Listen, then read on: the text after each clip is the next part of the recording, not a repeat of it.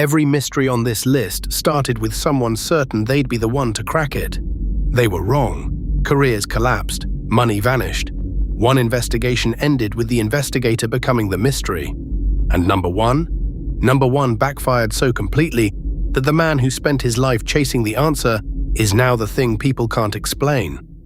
Let's count down. In 1885, a pamphlet claimed Thomas Beale buried treasure in Virginia worth roughly $43 million today. Its location locked inside 3 coded ciphers. Only the second cipher was ever cracked. Treasure hunters have torn apart Bedford County for over a century. Fortunes gone. One man reportedly spent 20 years and every dollar he had digging. The likeliest truth, cryptographers now believe the whole thing was a hoax.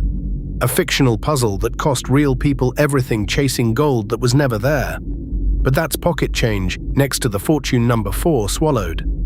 Off Nova Scotia sits a hole that has been almost solved for 226 years. Since 1795, people have sunk millions into the Oak Island money pit, convinced treasure lies at the bottom. 6 men have died trying. Franklin Roosevelt himself invested as a young man. Every dig triggers booby-trapped flood tunnels that swallow the excavation whole. Over 2 centuries, not one confirmed treasure has surfaced.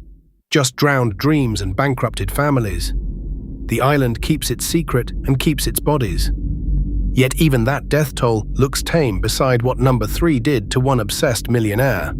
The Voynich manuscript is 240 pages of a language no human can read, illustrated with plants that don't exist. Carbon dating puts it at 1404 to 1438. The greatest codebreakers of World War II failed. William Friedman, who cracked Japan's purple cipher, spent decades on it and admitted defeat on his deathbed. Careers built on solving the unsolvable were quietly humbled by a book of gibberish. It has broken more brilliant minds than any code in history, and made fools of geniuses. But number 2 didn't just break a mind, it broke a movement. In November 1971, a man calling himself Dan Cooper hijacked a Boeing 727, collected $200,000 and parachuted into a storm over Washington. He was never found. The FBI spent 45 years and closed the case in 2016. Defeated, but the real backfire hit the obsessives. Amateur sleuths accused innocent men, tore apart their own families' savings, and staked reputations on suspects who turned out to be nobody. One Solved It author was quietly discredited. The manhunt didn't catch a criminal, it consumed the hunters. Which brings us to number 1, the case that didn't just resist its investigator. It replaced him, December 1st, 1948. A well-dressed man is found dead on Somerton Beach in Adelaide, Australia. No wallet, no ID, every label cut from his clothing. In his fob pocket, a scrap of paper torn from a rare book of Persian poetry bearing 2 words, Tamam Shud, it is finished.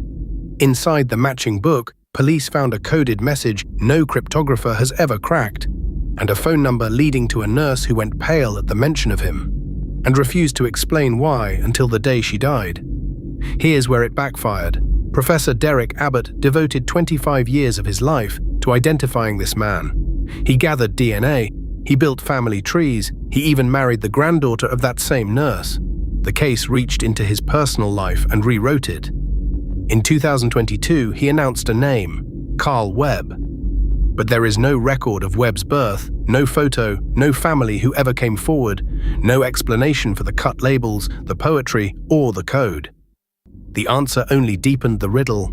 Abbott spent a quarter-century solving a mystery and emerged with more questions than when he started, his own life now permanently tangled in it. The Somerton man didn't get solved. He absorbed the man who tried. 76 years later, we still don't know who he was, why he died, or what "it is finished" was supposed to mean.